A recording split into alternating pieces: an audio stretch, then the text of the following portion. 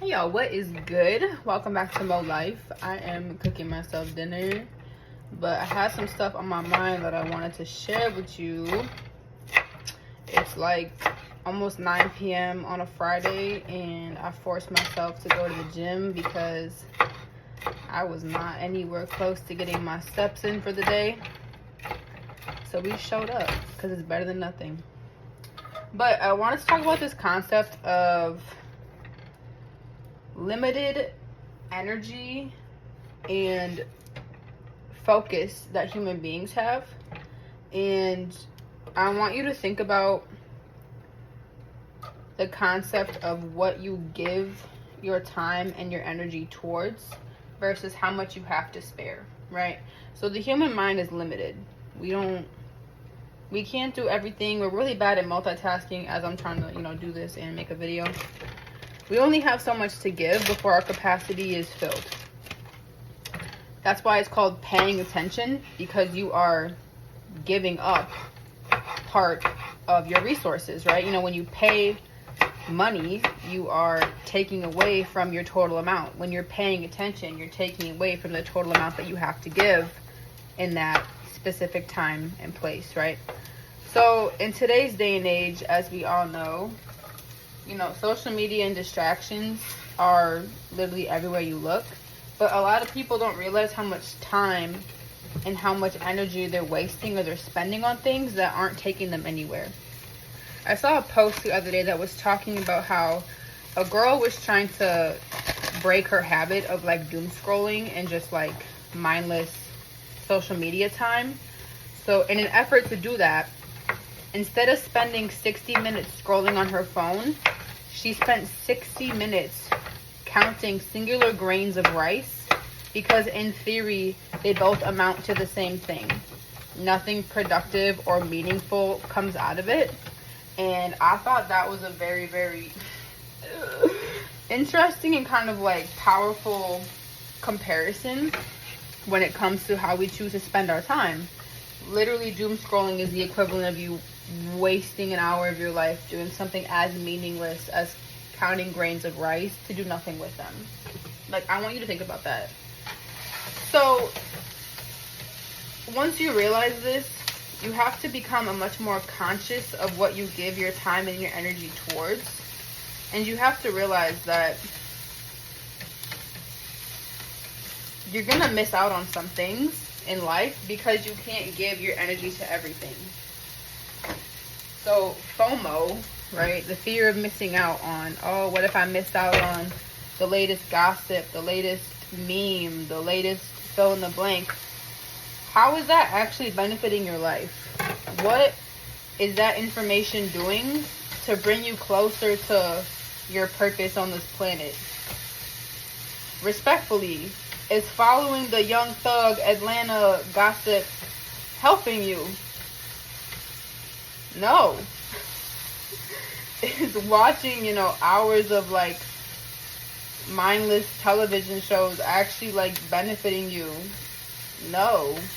And you are willingly spending your limited source of energy and attention on things that are literally bringing you nowhere.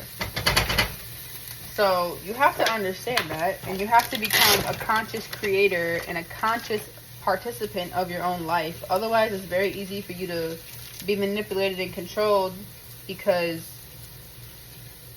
you're spending your time on things that aren't beneficial. And instead of practicing active thought, you're just distracting yourself with whatever your feed happens to show you that day. Think about that. Really think about that. So this is kind of a call to action to wake up and become more of a conscious participant in your life, because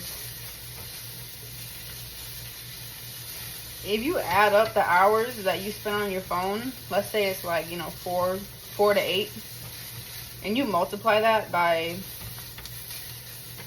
however many years you have left, you're going to end up spending years of your life on your phone doing things that don't bring you anywhere. That's crazy. There's this app that somebody had told me about It's supposed to help you manage your time on your phone. It's called Opal. It's like $100 a year or something. And you put in your daily time that you spend on your phone. And then based on how old you are, it calculates for the rest of your life how many years you've spent on your phone. And it's like, I'm talking like decades. Like, you're spending decades of your life on your phone without even realizing it. And that's a scary thought. That's honestly terrifying if you really think about it. And then people want to sit here and talk about they don't have time to do stuff. No, you're not making the time to do stuff. You are literally choosing to do something that does not benefit you. And then you complain when your life doesn't look like how you want it to look. Make it make sense. Make it make sense. It doesn't make any sense. So, if we want to get spiritual as well, I'm reading the book called Outwitting the Devil by Napoleon Hill. And it is another book that's, you know, changing my perspective on the world. And not to be dramatic, but it's changing my life. In the sense that the devil uses tactics to pull human beings away from living in their purpose. So he calls this drifting. When humans are drifters, it means that they're living their life with no definitive sense of purpose. They're easily distracted, easily manipulated, don't really have a clear sense of what they want or where they're going. And this is a really easy way for the devil or negative energy or anything that's pulling you away from your divine purpose. It's an easy way for them, you know, it's him to access your mind and control you. So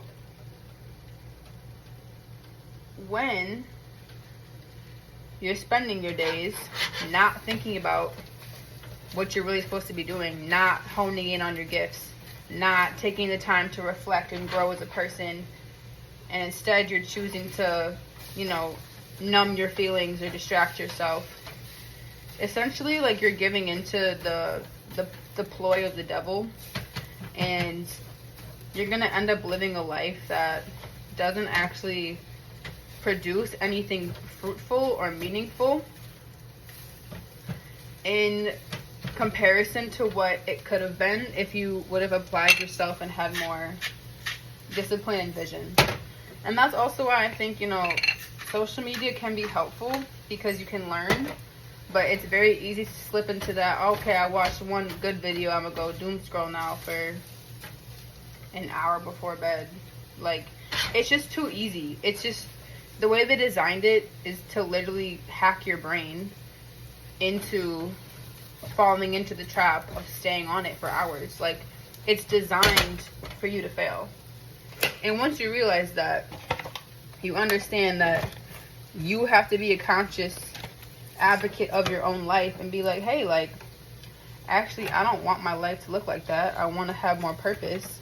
I don't want to sit here and compare myself to other people or feel bad about my life because I'm watching somebody else on social media. Like, you have to decide that for yourself and then decide to make a different choice.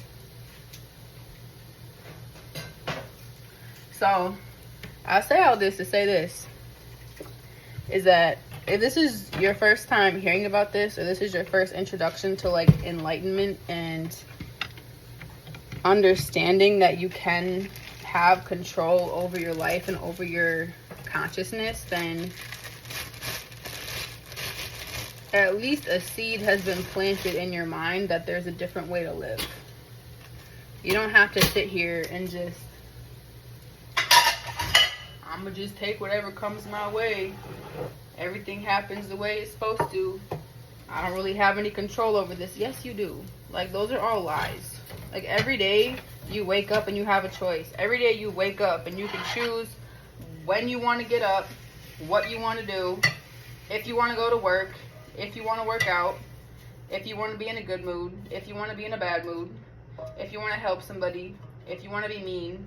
Like, they sell you the idea that you don't have any autonomy on over your life, and that's just a lie. You choose every single thing that you do, but the trick of the devil is to get you into a state where you are you're acting so much out of habit that your subconscious is just running your life, and you're not even aware of what you're doing anymore. You're just going through the motions. You're just waking up scrolling, waking up barely scraping by, not doing anything, you know, that's leading you in your purpose, towards your purpose. And that just becomes so ingrained in how you are and how you function that it feels like that's just how life is. You have to become a conscious thinker and a conscious actor in your life. You are the main character. You are literally the main character, and your priority should be getting yourself right, getting your mind right, learning how your brain works, learning how your mind works, because when you become the best version of yourself, you're able to impact those around you in a more positive way. If you are constantly doing things for other people and not, you know, learning about yourself and healing yourself, then how are you going to show up in the best way for others? You're not. You can't, because you only operate out of whatever level of healed you are on the inside. So if you're not healed, you're going to show up unhealed for everybody else around you.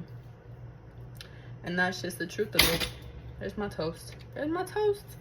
So yeah, my dinner's ready, so I'm going to eat. But I wanted to speak on that. It's been heavy on my mind. I noticed it in myself. I'm speaking to myself as much as I'm speaking to anybody else watching this video. But it's time. Especially, like, you know, people are really waking up to how fucked up social media is and how much propaganda it is. And it's like, if you know that's what it is, remove yourself from it and make your life better. Like, shut up and make a different choice. Shut up and do what you're supposed to do. Stop allowing yourself to get into these debates with yourself about, oh, well, I know I should do this, but I'm not going to do this. And it's not even a discussion. It's not a discussion. It's not even a conversation, because you know what you're supposed to do. And through repetition and through decisive decision and decisive, cohesive thoughts about where you want your life to go, you're going to start making decisions that are in alignment with what you want. And then your habits and your energy will flow in that direction versus this floating in literally nothing. So that's all I got. Hope y'all have a good night. Stay blessed, and I will catch y'all on the next one.